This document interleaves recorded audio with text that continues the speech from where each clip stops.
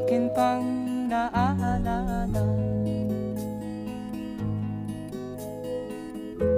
Noong si ama'y nabubuhay pa,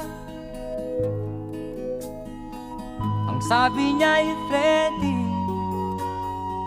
mag-aral kang mabuti,